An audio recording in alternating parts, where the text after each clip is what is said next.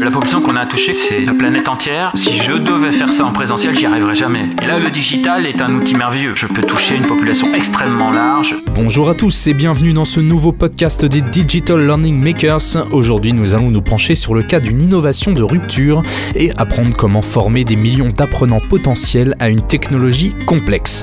Pour y réfléchir, je reçois aujourd'hui Pascal Goumeau, Senior Training and Consulting Manager chez Adobe, et Marine Benezek, ingénieure pédagogique sur la solution développée par My Serious Game.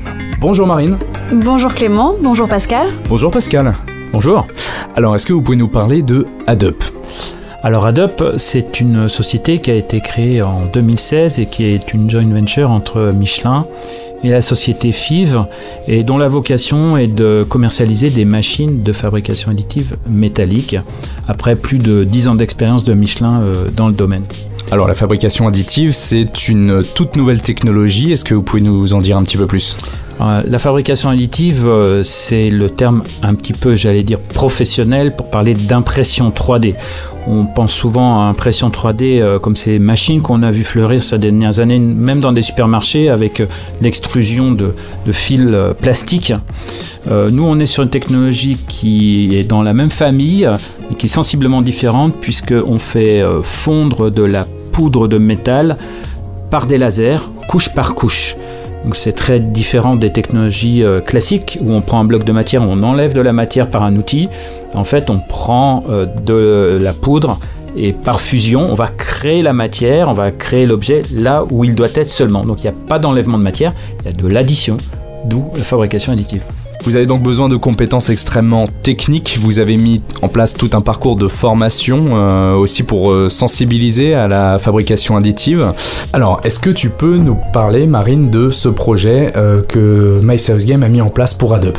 Oui, alors ce qu'il faut avant tout savoir, c'est que le projet Adobe, tel qu'on l'appelle ici en interne, il s'agit non pas d'un seul projet du Serious Game, il s'agit d'une trilogie de projets.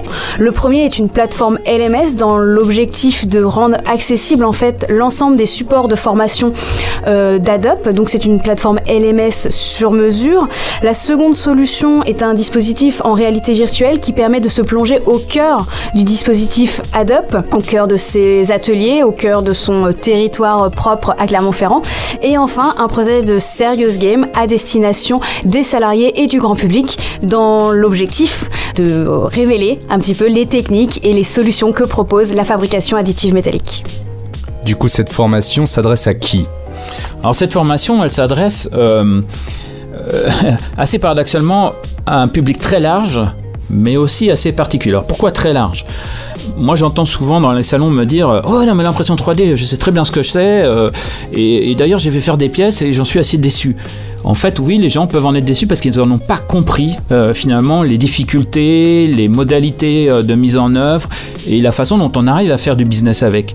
Donc là, il faut retravailler la question de la connaissance. Et ce public-là, il est extrêmement large. Et il n'est pas qu'en France, il est en Europe, il est dans le monde entier. C'est des dizaines ou des centaines de milliers de personnes où je vais dire qu'on est un peu dans le domaine de la sensibilisation. Pour faire caricatural, passer de l'impression 3D à la fabrication additive.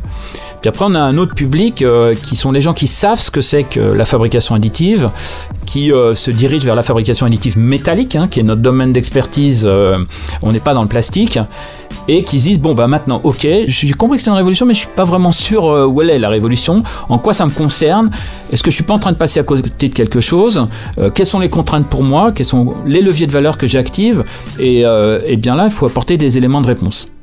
Donc c'est ce public-là qu'on cible, qui est aujourd'hui relativement réduit, mais pour vous donner un ordre de grandeur, l'année dernière, donc en 2018, le marché a cru de 85%, uniquement sur la fabrication additive métallique. Donc c'est vrai qu'il y a peu de personnes, il y a peu d'industriels concernés, mais qu'un taux de croissance comme ça, face à une telle évolution du marché, ça deviendra une technologie qui va compter dans l'avenir. Donc, il faut se poser la question de son positionnement par rapport à cette technologie et l'impact que ça va avoir sur sa propre organisation finalement. Ce qu'il faut bien comprendre, c'est que la fabrication additive, c'est pas simplement justement un problème d'ingénieur, c'est pas simplement un problème technologique, c'est pas un problème de comprendre finalement effectivement un procédé technique est assez complexe. Ça a un impact vraiment sur l'ensemble l'ensemble des métiers de l'entreprise. Ça ne concerne pas que l'ingénieur, ça concerne aussi la question du business. Finalement, cette technologie qui est encore aujourd'hui plus chère que du conventionnel, ça me sert à quoi? J'actionne quoi comme levier de valeur? Ça concerne un patron, ça concerne un président d'entreprise, ça concerne des investisseurs tout simplement. Mais aussi, effectivement, comme on va mobiliser des nouvelles compétences, ça concerne les RH. Quel type d'ingénieur j'ai besoin? Est-ce que j'ai besoin aussi d'un commerçant conventionnel finalement? Est-ce qu'il sera capable d'élaborer le discours qui va bien? Ça a aussi des conséquences sur des stratégies de make or buy. Est-ce que ça fait du sens de commander aujourd'hui une étude à un bureau d'études pour qu'ensuite je fabrique la pièce, ou faut-il que je fasse l'étude et la pièce en même temps, tout simplement? Il faut être en mesure d'aborder l'ensemble de ces thématiques en une seule fois, ce qui est assez compliqué en soi, puisque si on regarde bien, les formations en général sont plutôt axées sur un profil donné, un profil d'ingénieur à qui je vais apporter des compétences ou des connaissances supplémentaires en tant qu'ingénieur. Oui, il le faut, mais pas que. Il faut vraiment être capable, face à une technologie de rupture comme celle-là, d'imaginer l'ensemble des impacts sur, finalement, ce qui fait l'entreprise. L'entreprise, dans ses relations avec son écosystème industriel en amont et en aval. Alors du coup, j'imagine que ça représente des challenges bien particuliers de proposer un serious game qui est à destination aussi du grand public. Je pense que le mot challenge est un mot bien choisi, puisque en effet, s'il n'y avait encore que le grand public, dans la manière de concevoir notre formation, eh bien on le savait qu'on s'adressait dans ce cas-là à un public qui, a priori, est complètement néophyte, ou en tout cas très très peu formé et informé sur la fabrication additive métallique. Le challenge ici, c'est que l'objectif du serious game est que celui-ci est la destination de deux publics singuliers, à savoir donc le grand public dont je viens parler, mais également au sein des experts, au sein des techniciens, des ingénieurs, des chercheurs, au sein d'ADOP. Donc a priori deux populations qui n'ont pas le même niveau de connaissance. Or, lorsque l'on parle de formation, lorsque l'on décide d'en concevoir une, lorsqu'on pense stratégie de formation de manière globale, eh bien la question du public elle est essentielle pour construire quelque chose de cohérent. Et donc on a besoin de savoir, bien au point de départ, de où on part. C'est pas la même chose si on part de rien que si on a déjà un niveau doctorat. C'était un petit peu l'amplitude des différences de connaissances de base qu'il fallait prendre en compte. De ce fait-là, lorsqu'on a commencé à travailler sur ce serious game avec cette double ambition, parce qu'en fait ce qu'il faut savoir c'est que la fabrication additive métallique, c'est une technologie qui est plutôt pas encore futuriste puisqu'elle existe déjà, mais qui va vraiment transformer en fait notre avenir. Du coup c'est pour ça qu'il y a besoin de former ces deux catégories de population. Bien, quand on part de ce projet-là en se disant il faut qu'on forme un public aussi hétéroclite, eh bien il s'agissait en fait de concevoir un serious game, une formation qui soit en fait en quelque sorte modulable, c'est-à-dire qu'à un certain moment, eh bien selon que l'on est plus ou moins expert, on va pouvoir avoir un parcours un petit peu singulier. Néanmoins, il ne s'agit pas seulement de mettre une option genre je suis niveau level plus, puisque là ça aurait été un petit peu le niveau vraiment primaire de ce que l'on pouvait faire en termes de digitalisation de la formation, mais vraiment de réfléchir de manière un petit peu plus fine. Il faut se dire que la population qu'on a touchée, comme je le disais, c'est la planète entière, dans toutes les langues et tout type de profil. Il est évident que si je devais faire ça en présentiel, j'y arriverais jamais. Je m'épuiserais, j'aurais à recruter des bataillons de formateurs pour une valeur ajoutée assez faible et il me faudrait 20 ans pour toucher ma population. Et là, le digital est un outil merveilleux parce qu'en réalité, bien évidemment, je peux toucher une population extrêmement large, très rapidement.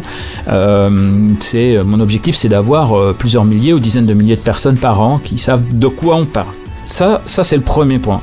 Le deuxième, c'est que je dois pouvoir être capable de parler à un ingénieur, de parler à des gens des RH, de parler à des acheteurs, de parler à des ingénieurs de production, à des ingénieurs d'études, bref, à des profils très différents. Comment je fais alors? La façon dont on a procédé, c'est de se dire quels sont les personas auxquels je m'adresse. Donc ces personas, je viens de les mentionner, on a identifié 6 profils caractéristiques.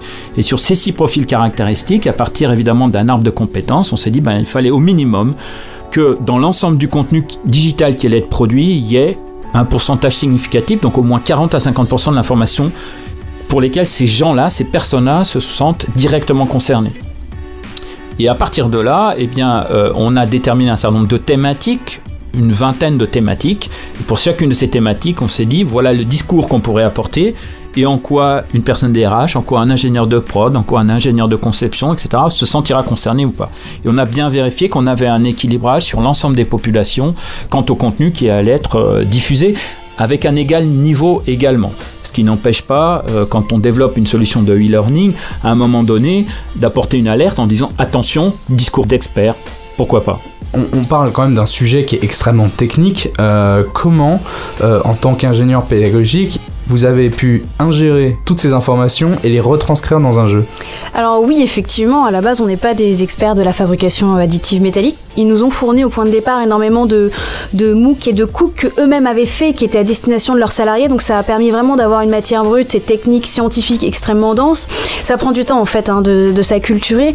On est venu aussi sur place pour essayer de comprendre et de voir comment marche une machine. Il n'y a rien de tel pour vraiment se plonger dans l'univers. C'est pas le tout en fait, simplement d'écouter, de regarder, de prendre des notes, de lire, parce qu'il s'agit énormément de lire et puis finalement de savoir le transformer. Une fois qu'on a ce moment-là, en tout cas moi en ce qui me concerne, j'ai besoin de ce temps de latence où en fait je ne fais rien, mais où ça construit en fait les briques. C'est-à-dire que ce qu'il faut savoir, c'est que au bout du compte, notre Serious Game il fait 7 heures. Mais ce sont des centaines d'heures de formation qu'on a eues, des vidéos, de la lecture. Donc concrètement, avant d'écrire la moindre ligne, il s'est bien passé une semaine entre le moment où j'ai eu fini de prendre connaissance de la documentation et le moment où on avait commencé à écrire. Mais c'est à ce moment-là que finalement tu commences à faire des ponts, parce que voilà, la fabrication additive métallique, c'est pas juste une technologie, c'est aussi des ressources humaines en entreprise qui vont se transformer, la manière d'envisager la répartition du travail, la manière dont on va pouvoir agencer différents matériaux. Tout ça, c'est énormément de données qui doivent se croiser et qui ont un lien entre elles, mais qui sont pas forcément exposées de manière évidente, tous ces liens. Donc en fait, c'est vraiment ce temps finalement de prendre du recul sur cette manière technique, scientifique, et la manière de le retransposer en termes d'écriture ludique et de formation. Et même d'un point de vue technique, c'est un jeu qui est extrêmement ambitieux, que ce soit au niveau de la 3D, on est presque sur un jeu triple A, pour ceux qui connaissent un peu le jeu vidéo. Est-ce que tu peux nous en dire un peu plus sur ce passage de tous ces mots, toute cette matière théorique à un jeu immersif et ludique dans lequel on va apprendre des choses? Je pense que lorsque tu dis qu'effectivement c'est une question de vocabulaire extrêmement technique, ce qu'il faut savoir, c'est qu'effectivement il y a énormément de notions qu'on ne connaît pas. Si je vous parle de BIM ou de LBM, ça va parler à personne, et puis on nous a très vite perdus. Néanmoins, ces notions-là, on peut pas passer à côté. Si on veut être vraiment au cœur du sujet défendu et proposé par Adobe, il faut les employer, mais il faut les amener autrement. C'est là, à ce moment-là, où que la question de l'écriture, qui est quand même essentielle et au cœur d'un projet aussi ambitieux que le Serious Game d'Adobe, c'est comment est-ce que je vais scénariser, parce qu'en fait il est question de scénario, ces notions-là. Lorsque l'on parle de scénario dans le domaine vidéoludique, bon, il y a énormément de théories autour. Ce qu'il faut voir, c'est qu'évidemment on va prendre le joueur non pas par la main, mais qu'on va l'accompagner dans un univers au sein duquel il va devoir trouver lui-même ses propres repères et au sein duquel il va se construire un parcours. Ce que l'on voulait ici, c'était éviter le travers de certains serious games, à savoir que sous une apparente liberté, finalement tu es extrêmement bridé. Pour nous, il nous semblait essentiel qu'il y ait cette notion de découverte. Il va falloir que l'apprenant, qu'il soit aussi bien un ingénieur extrêmement formé qu'un néophyte sur le sujet, puisse prendre plaisir à découvrir un environnement. Donc le premier élément qui a été un petit peu central, aussi bien au niveau de la conception pédagogique que de la direction artistique et du game design, c'était de créer, et en accord complètement avec Adobe, on a vraiment travaillé en interaction à chaque étape du projet, c'était de se dire on crée un environnement qui soit à l'image finalement d'Adobe dans un futur proche, parce que c'est quelque chose d'assez appétant comme environnement, mais où chaque élément du décor va réellement témoigner des techniques et des spécificités de la fabrication additive métallique. Donc même à partir du moment où même si tu ne fais pas d'interaction immédiate dans le décor ou avec les personnages ou dans tes actions de jeu, tu vas en apprendre ou découvrir un petit peu ce que c'est que la fabrication métallique. Tu vas le voir par les poutres, tu vas le voir par la matière des bureaux qui sont là et qui ne sont pas ceux qu'on a l'habitude de voir au quotidien. Donc tout ça, ça paraît des petits détails, mais mine de rien, ça participe. Alors vous me direz, ça suffit pas, Évidemment, ce n'est qu'un premier point. En termes de scénarisation, ça veut dire qu'en fait, on a conçu des actions de jeu qui soient aussi des actions de formation, mais de manière indirecte. L'idée, c'est le serious game, c'est le jeu vidéo détourné de son intention première de divertissement. Si je reprends vraiment les toutes premières définitions du serious game, l'idée, c'est quand même cette notion de jeu qui doit être là, mais qui doit pas prendre le dessus sur cette dimension formative. Et donc, c'est cet équilibre. On a mis en place un certain nombre d'actions. La première étant les interactions avec avec les personnages, les dialogues. On a créé en fait 6 persos qui sont récurrents et que l'on retrouve au premier étage, au deuxième étage, au fur et à mesure de notre parcours. Ces personnages, ils ne tombent pas du ciel, ils ont une vraie raison d'être, ils ont chacun une fonction que l'on pourrait retrouver chez Adobe. Donc il y a le responsable des matières premières, il y a le responsable de la sécurité, le responsable R&D. Et ceux-ci ont des interactions entre eux également, pas seulement avec le joueur. Pourquoi c'est intéressant ? Parce qu'en fait, finalement, ça permet, lorsqu'on est apprenant, de pouvoir comprendre les liaisons dont je vous parlais tout à l'heure, à savoir par exemple quel est le lien entre les RH et la technique du lit de poudre. Eh bien, à un moment donné, si on a en fait dialogué avec nos persos, à ce moment-là, petit à petit, on commence à comprendre les liens. Et ces personnages, ça permet de créer aussi le mot affection est peut-être un peu fort, mais un attachement en fait avec eux, parce que on leur donne une personnalité, parce que ils ont une histoire et nous avons une histoire avec eux, et ça participe en fait à construire un scénario et surtout une progression aussi au fur et à mesure de la transmission des informations, et puis voilà, de garder et le plaisir du jeu et en même temps petit à petit d'insérer toutes les informations. Donc ça, c'était le premier point. On a la narration environnementale qui est en fait tous les éléments de décor qui permettent d'apprendre. Donc on a aussi développé des hologrammes qui apparaissent au fur et à mesure. Ça fait un petit peu tech, etc. C'est pas gadget parce qu'ils ont chacun une raison d'apparaître à un moment donné. Vraiment, ce qu'on voulait éviter à tout prix, c'était l'élément qui apparaît juste parce que ça fait fun. Ça, on n'en a pas besoin, et encore moins sur un sujet aussi pointu, aussi technologiquement avancé que celui de la fabrication additive métallique. Là, il fallait que ça apparaisse pour une raison opportune. On a également des mini-jeux, c'est-à-dire en fait comme un temps de latence au milieu du jeu, mais qui a une vraie raison et qui permet en fait d'avoir des réflexes mécaniques de jeu où on va pouvoir non pas déplacer des petits éléments comme ça, mais vraiment faire vraiment des éléments de laser. Alors ça, en fait, c'est simplement de l'habileté. Donc là, on retrouve finalement purement du gaming, mais en même temps, derrière, c'est dans l'environnement de jeu. Donc tout ça, c'est autant d'éléments qu'on a vraiment eu à cœur de déployer. Et puis évidemment, j'avais oublié quand même la quête des objets qu'on retrouve vraiment dans le jeu vidéo d'aventure, qui est la base qui nous a influencé. On a créé un jeu vidéo d'aventure, donc c'est un jeu à tendance narrative et c'est essentiel, et qui nous permet en fait d'aller récolter des petits objets qui vont nous apporter énormément d'informations complémentaires. Et c'est là en fait, notamment à travers cette quête d'objets, qu'on a pu jouer aussi sur le niveau de connaissance de l'apprenant. Parce qu'en fait, en gros, il y a la fiche pratique que tout le monde peut comprendre, plus les compléments d'informations que tu peux aller récolter un peu plus loin dans ta fiche, etc. et qui, eux, peuvent s'adresser plutôt à un public plus averti, plus scientifique, et ça permet justement finalement de ne pas créer un parcours super plus et un parcours débutant, mais d'associer les deux. Et c'est ça en fait. Même pour les hologrammes dont je vous parlais, ils sont assez longs, assez denses. Finalement, si tu as envie de ne lire que les 2 premiers paragraphes, c'est pas grave, parce qu'en fait tout l'essentiel se situe au début, et dans les derniers paragraphes, ce sera un petit peu plus pointu. Donc tous ces éléments-là ont été pensés en fait de manière à ce qu'on ait un seul serious game pour ces 2 publics complètement hétéroclites, et qui permettent à chacun, quel que soit son niveau de connaissance initiale, de prendre plaisir en apprenant. Pour une technologie aussi innovante, j'imagine que le format de la formation doit l'être également. Bien sûr, ce qui est très important en fait, c'est qu'on ait une approche et des outils qui sont en totale cohérence en fait avec la révolution technologique qui est la nôtre. C'est très difficile en fait de se voir faire de la formation sous format PowerPoint traditionnel et extrêmement linéaire, relativement peu interactif. Il faut qu'on soit dans la cohérence de notre métier, dans la cohérence de cette révolution technologique. Nous sommes en train d'inventer des métiers, donc à nous d'inventer aussi les modes de transmission du savoir qui vont avec.